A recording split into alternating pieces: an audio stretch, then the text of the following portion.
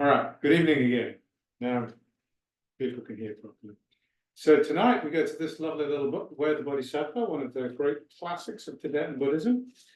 Actually counted as a sutra. It's held within the basket of the sutras, although it's taught by this guy, Shantideva, who was an 8th century Indian person. So I won't go through the whole story again. I'm just going to pick up where I left off, but just very brief recap. This is 10 sections. It's an individual who gives a lecture about the way of the Bodhisattva, which is an enlightening being, which is a being who is living to awaken themselves for the sake of others.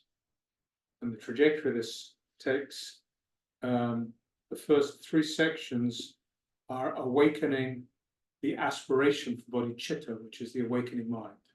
So we're fairly early in that, which is this awakening. Then it moves into engaging in the practices of the paramitas, and then finally to wisdom, which is penetrating and seeing reality, being reality, waking up. So I'll just pick up, this is verse 7. For many eons, deeply pondering, the mighty sages saw its benefits, its here being bodhicitta, whereby unnumbered multitudes are brought with ease to supreme joy. The argument here, and it's an argument from experience, that bodhicitta, the awakening of this altruistic mind, this altruistic aspiration for self-awakening for the sake of others, is the only thing that brings true and lasting joy. And I'll expand on that as we go through this. Those who wish to crush the many sorrows of existence, who wish to quell the pain of living beings, who wish to have experience of myriad joys, should never turn away from bodhicitta.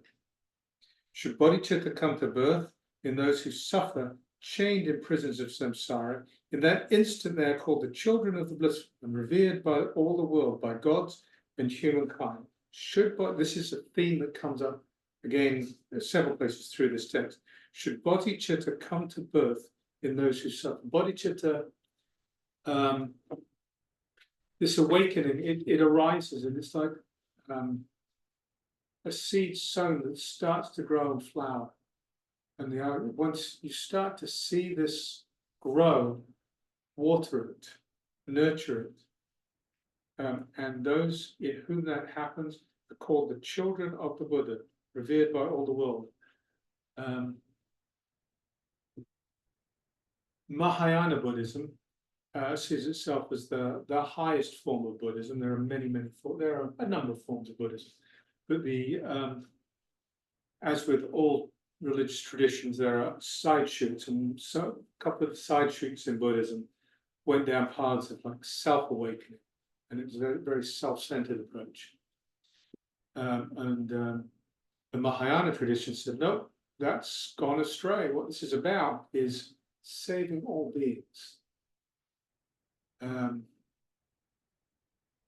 If we truly see the way things are, then what we wake to is that we are not separate from everything else.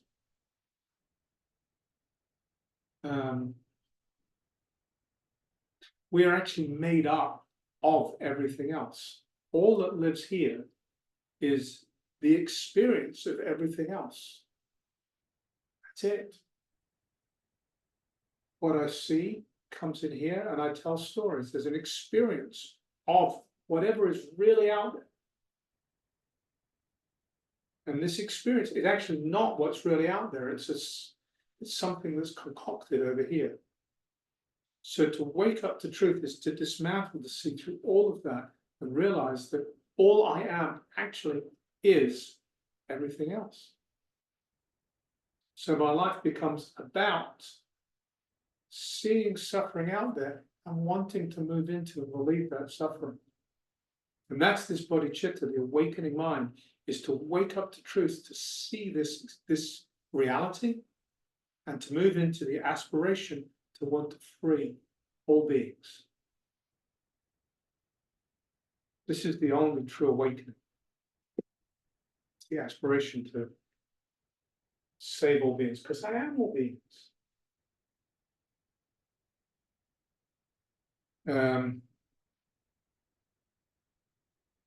For like the supreme substance of the alchemists, we're going to get into a series of similes here, 6 or 7 similes. Like the supreme substance of the alchemist, it takes our impure flesh and makes of it the body of a Buddha, jewel beyond all price. Such is bodhicitta. Let us grasp it firmly. The alchemist takes lead and turns it into gold. That's the basic elements that the alchemist works with. And the idea of this simile is taking this and completely dissolving it, completely transforming this, because this is not what I think it is. I think this is hard. I think this is a me. But even quantum mechanics will tell me this is empty. This is made up of atoms that are every electron in the world, every electron in the universe is absolutely indistinguishable from every other electron. Every proton indistinguishable from every other proton. There is absolutely nothing here that is other than everything else. So the alchemy is transforming this perception of this being a body to recognizing it's not and seeing it completely different, seeing being experiencing. Such is bodhicitta. Let us grasp it firmly. Since the boundless wisdom of the only guide of beings, perfectly examined and perceived as priceless worth, those who wish to leave the state of wandering should hold well to this precious bodhicitta. All other virtues, like the plantain tree, produce their fruit, but then their force is spent. Plantain trees, I believe they only fruit once and then they die. Alone, the marvelous tree of bodhicitta constantly bears fruit and grows unceasingly.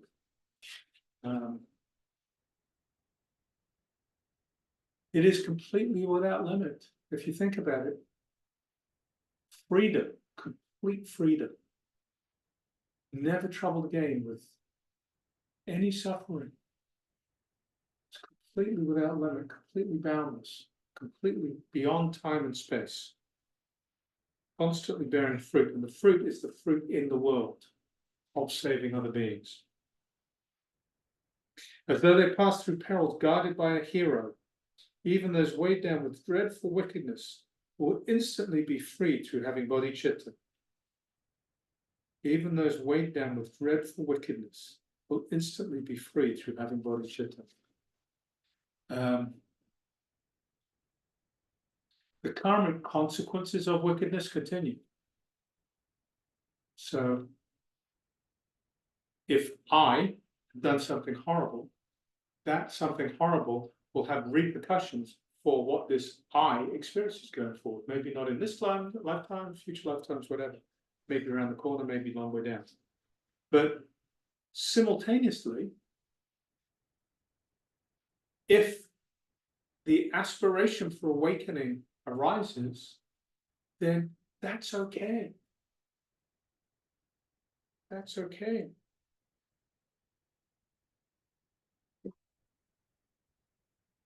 Because at the same time, freedom arises. There's a full and complete acceptance of that consequence.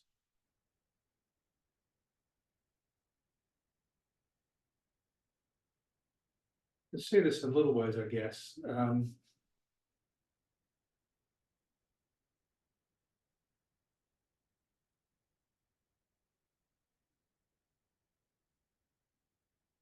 having a hard time thinking up a story, but to do with helping kids, you do something that's a little clumsy and it has repercussions. But on balance, you feel really good because you've helped so many people. I'm having a hard time being specific about it. But the same point is, does that make him? No.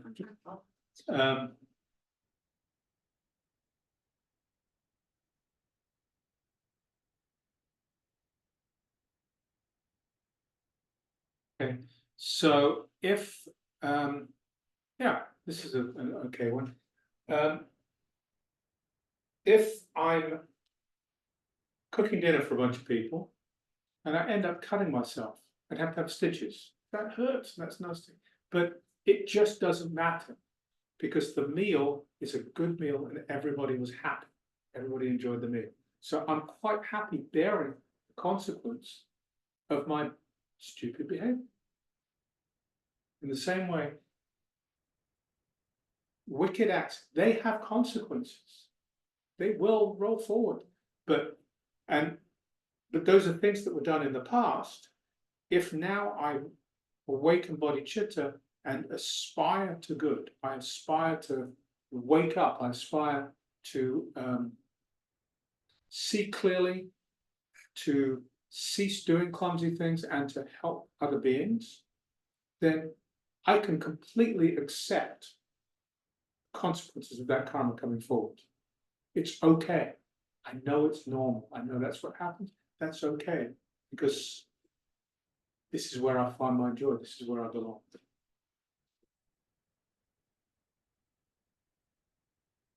Just as by the fire that will destroy the world, great sins are surely and at once consumed by it, its benefits are thus unbounded. Excuse me, I ran sentences together.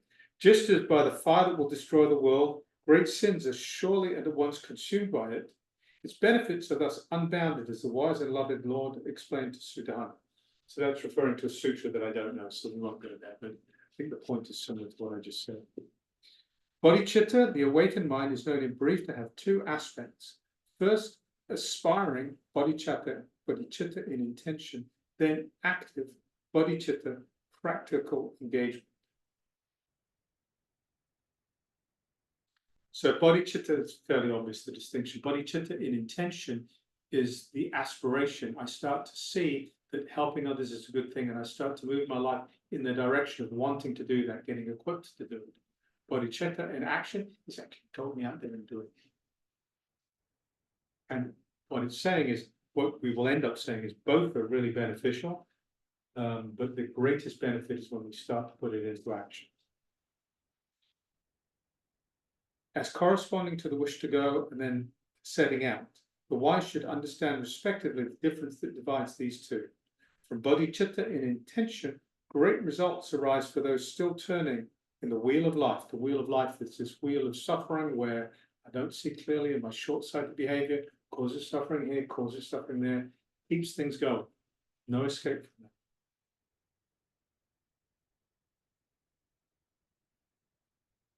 For when, with irreversible intent, the mind embraces bodhicitta, willing to set free the endless multitudes of being, in that instant, from that moment on, a great and unremitting stream of strength of a wholesome merit, even during sleep and inattention, rises equal to the vastness of the sky.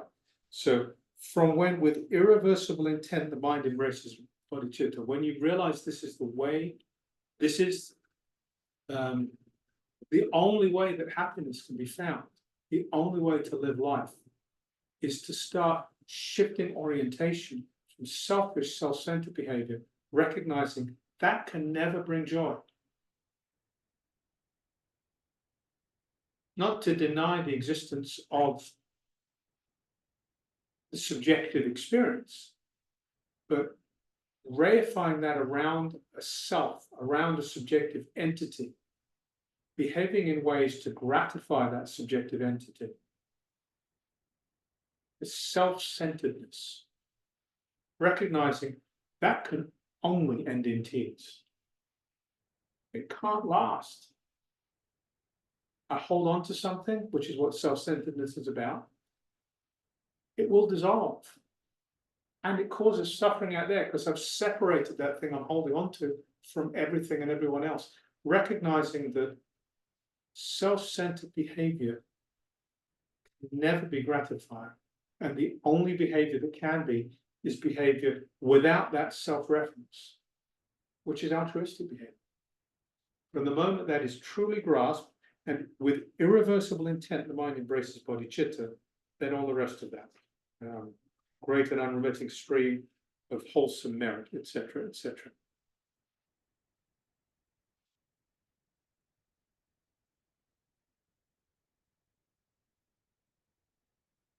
So I said I misread something. So the previous one, Sutana, which is a reference to the Avatamsaka Sutra. This one here is a reference to somebody I don't know. It's a sutra that I don't know. This, the Tathagata in the Sutra Subahu requested, said with reasoned argument for those inclined to lesser paths. If with kindly generosity one merely has the wish to soothe the aching heads of other beings, such merit knows no bounds. No need to speak then of the wish to drive away the endless pain of each and every living being, bringing them unbounded excellence. So this is the 6 paramitas which this text steps through go from generosity all the way through to wisdom. The first, generosity, is touched on here. In Buddhism, there are 3 levels of generosity that talked about. The first is generosity of material goods. So it's like tomorrow, and if anybody wants to join in early afternoon, go downtown and engage in selfless action. I think it's a feeding program.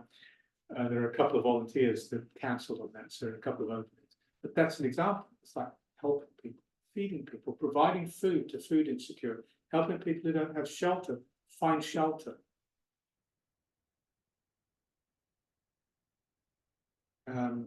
Teaching people to read. And just generally being kind in the world, helping people. These are material. That's wonderful. The second one is the gift of fearlessness, which is a far more powerful gift. And that's one that isn't given by the hands, it's given by training and teaching and helping and coaching people to see the world differently. It's making people feel safe. If we follow the precepts, if we, in our relationships, do not violate the precepts, people will feel completely safe with us because they know harm will never come to them when they are with us. In this little space, we've removed fear for that person. And if we expand that and help create an environment without any need for fear, we educate people about the foolishness of some of their fears. We're moving people in this direction of fearlessness. Much more valuable gift than material goods, transcends the value of material goods. You can have fearlessness and completely do without material goods, because at the end of the day, you'll be unafraid of death, unafraid of starving, unafraid of being hungry. Right? The highest gift is the gift of the Dharma, which is precisely this teaching of freedom. So if with generosity, if with kindly generosity one merely wishes to soothe, such benefit it knows no bounds. How can we then talk of this higher gift of the Dharma, of driving away the endless pain of each and every living being, which is waking up? It's the end of all pain. Could our father or our mother ever have so generous a wish? Wonderful, wonderful beings. Maybe some people have different relationships with their parents, but the idea here is parents want to raise their children, but without this deep understanding, without the awakened mind, they cannot aspire to offer their children a gift of this kind of value. For in their past, they never, even in their dreams, wished something like this, even for themselves. How could they do so for another's sake? Bodhicitta is the mind that wishes to awaken itself for the sake of others. If I have not experienced awakening, how can I truly wish that for others? Because I don't even know what it is myself. How can I wish that for others?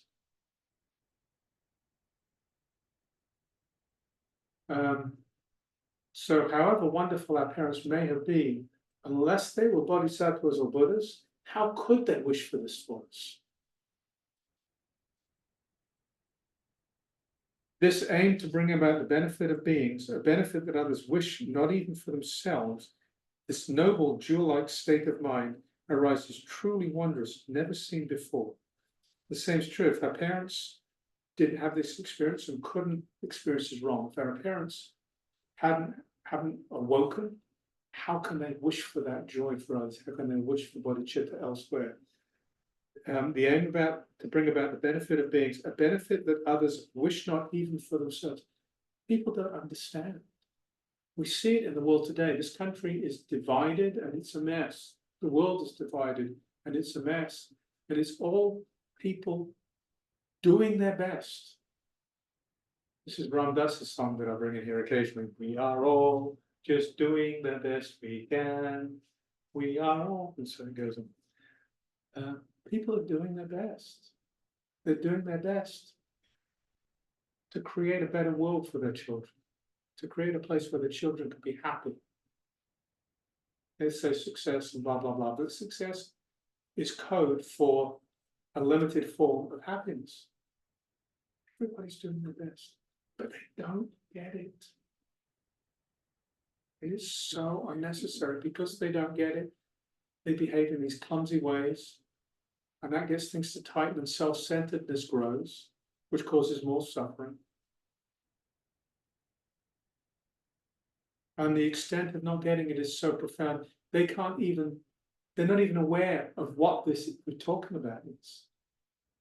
The recognition of bodhicitta as something that if I open up my heart,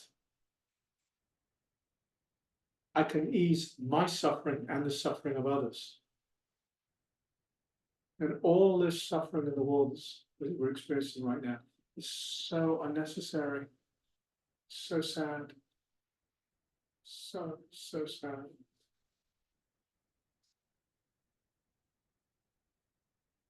So this aim to bring about the benefit of beings, the benefit of that others wish not even for themselves. This noble jewel-like state of mind arises truly wondrous, never seen before. The pain-dispelling draught, this cause of joy for those who wander through the world, this precious attitude, this jewel of mind, how shall we calculate its merit?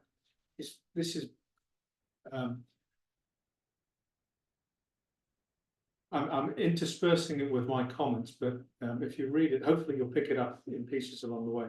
This is really beautiful, flowery, colorful poetry. It's really, the purpose of this chapter is, Shantideva is using this language and this poetry to awaken in himself this aspiration for bodhicitta, awaken in himself the desire, the intention, and then the engagement in action of bodhicitta, of this precious jewel never seen before. And he hopes along the way, he said this in one of the earlier verses, he hopes along the way that by saying this out loud, others will hear these words and may find some value in it. It may help them awaken this aspiration too. So what we're doing right now is simply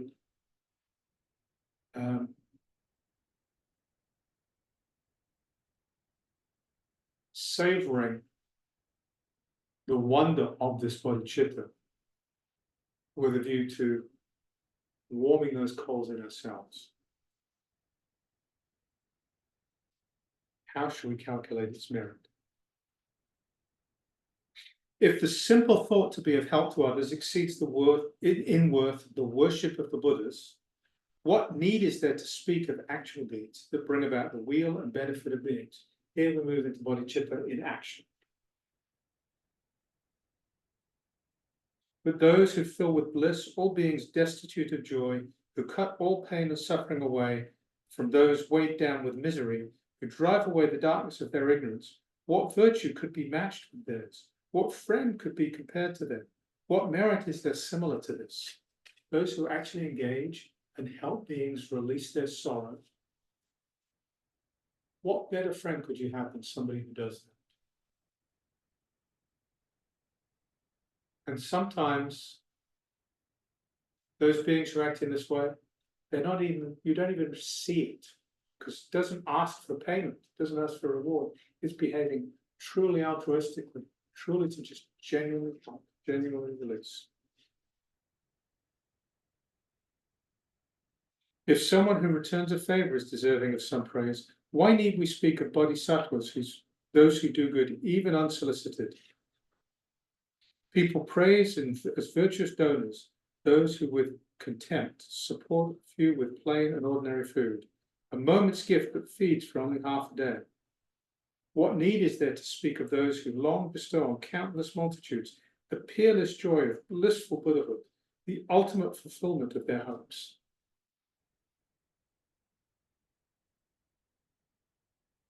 He keeps on saying these words, what need is there? And then he goes on and says, but this rhetoric of recognizing the incredible value of behaving in this way, of helping, of seeing the possibility of finding freedom here, of waking up to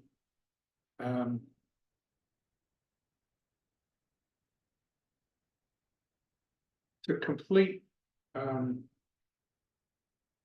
complete loss of this self-centeredness, complete loss of this self-referential behavior, complete loss of any sense of a me here. And the huge benefit that can have here and elsewhere. Because by eliminating that, and only by eliminating that, can I be truly present. True presence with others requires complete absence of self. I can't be present with the suffering of others as long as there's a me in the story. It's always this little thing pulling back to me. True presence requires complete absence. And we've all had experiences of that, I'm sure, when we're with a loved one who's in real need, we forget ourselves completely, and we're truly just there. But to cultivate that and have that as one's permanent state of being. No self-referencing at all. That's complete freedom. There's nobody who's free. It's just complete freedom. And in that complete freedom, the only thing that exists is being present with the suffering of others. Where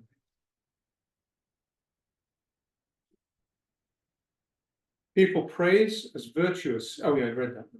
What need is there to speak of those who long bestow on countless multitudes the peerless joy of blissful Buddhahood, the ultimate fulfillment of their hopes? All those who harbor evil in their minds against such Lord's generosity, the Buddha's heirs, will stay in hell, the mighty sages did, for ages equal to the moments of their mouths. Hell in the Buddhist cosmology isn't a permanent place. It says here, will stay in hell for ages equal to the moments of their mouths. Hell isn't permanent, it's not even punishment. Hell is just a consequence. If we go around cultivating a mind that kills, that mutilates, that steals,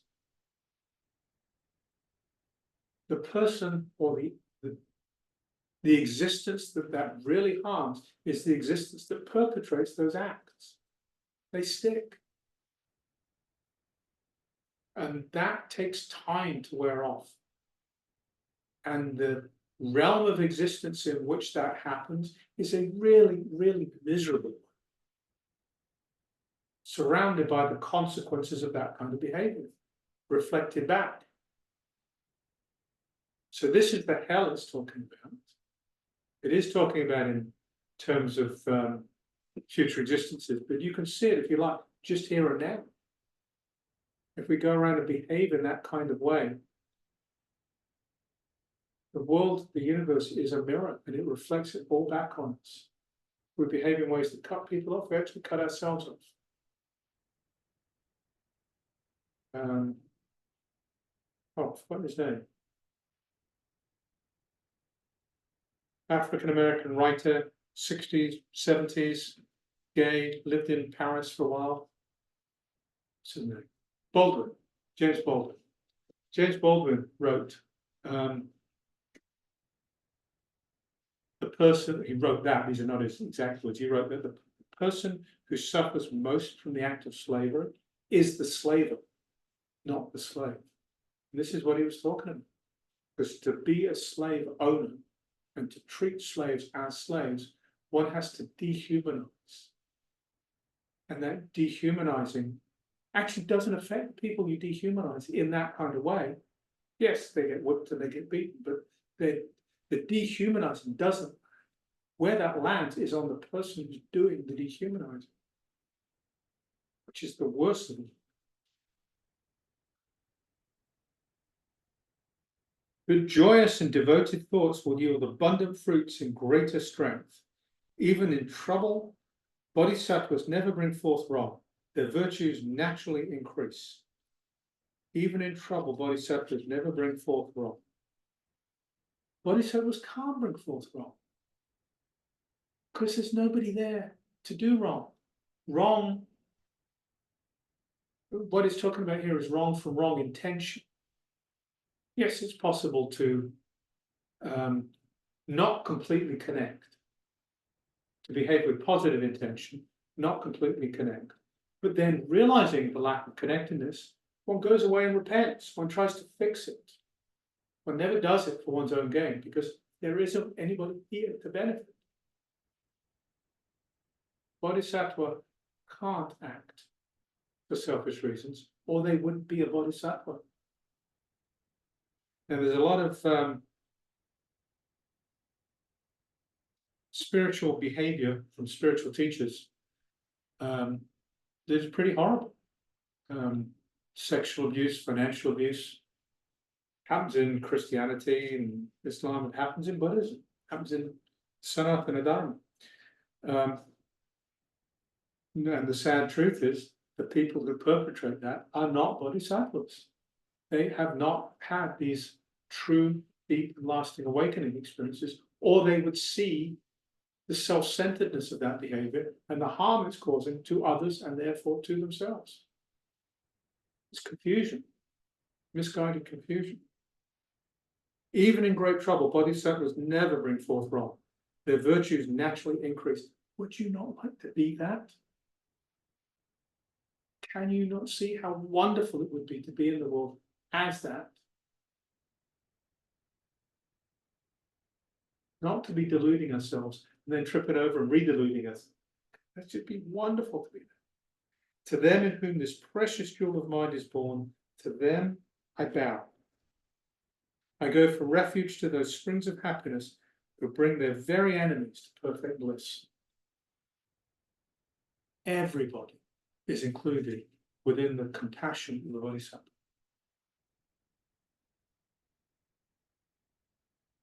There's behavior that harms others. That behavior needs to be reined in.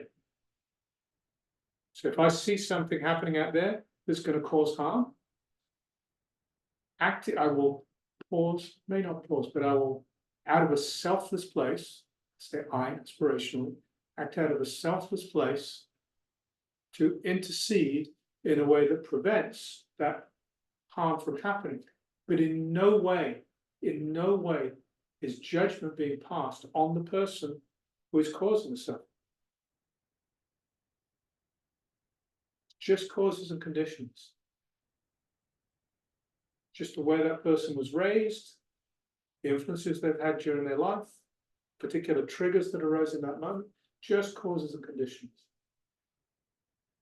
That person, originally a Buddha, that person, full potential to wake up. That person, fully deserving as a full human being with complete compassion, with every kindness.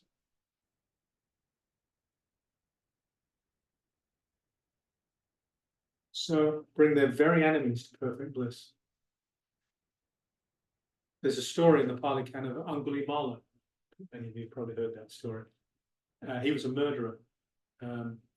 He was kind of tricked by his teacher, got jealous of him. The teacher persuaded him, told him, and Angulimala believed him, that he needed to collect 1,000 fingers, 100 fingers, maybe it's 100. And so, of his murder victims. So he went around and he was killing all these people. And he was at 99. He was on the mountain. He saw his mother walk past.